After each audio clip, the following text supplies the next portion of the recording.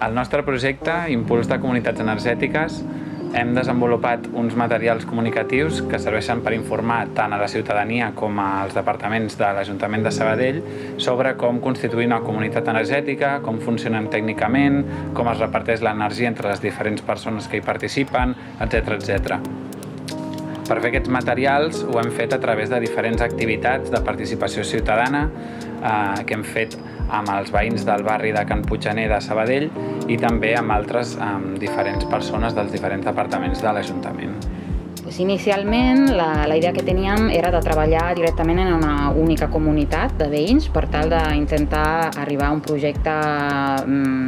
realment que es pogués realitzar. Però parlant amb l'Ajuntament, amb habitatge, ens van aconsellar d'invitar més persones i veure una mica l'interès que hi havia.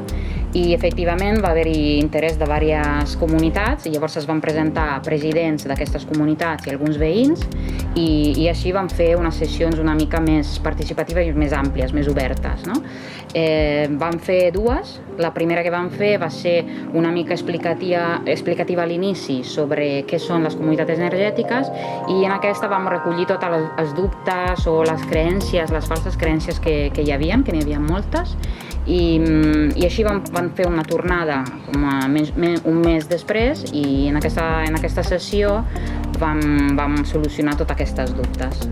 Paral·lelament també vam fer reunions amb diferents persones de diferents departaments de l'Ajuntament de Sabadell, una mica per poder conèixer quins eren els punts forts de cadascun a l'hora d'impulsar la proliferació d'aquestes comunitats energètiques, també per detectar una mica les febleses on calia que nosaltres reforcéssim amb aquests materials que hem desenvolupat i també una mica amb l'objectiu de, per part nostra, buscar sinergies, veure on podien coincidir els diferents departaments per poder treballar conjuntament per impulsar aquestes comunitats energètiques.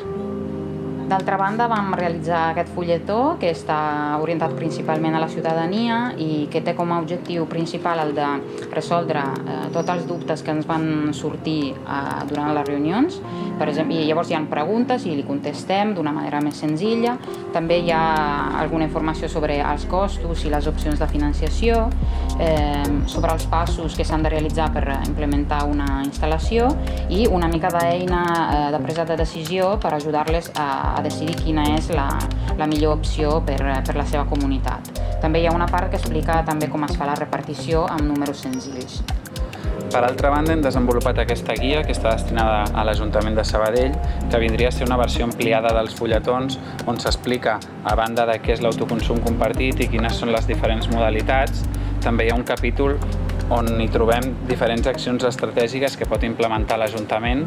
per mirar d'impulsar les comunitats energètiques tenint en compte la visió i les necessitats dels ciutadans que hem recollit en les reunions prèvies.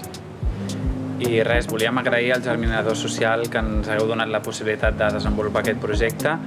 i aquest projecte ens ha ensenyat que encara queda molta feina per fer i que les barreres són més aviat comunicatives que no tècniques i que bàsicament cal apropar-se a la ciutadania per demostrar-li que realment és viable, que és fàcil, que no és una cosa complicada i en aquest sentit l'Ajuntament també pot tenir un rol per fer-ho possible.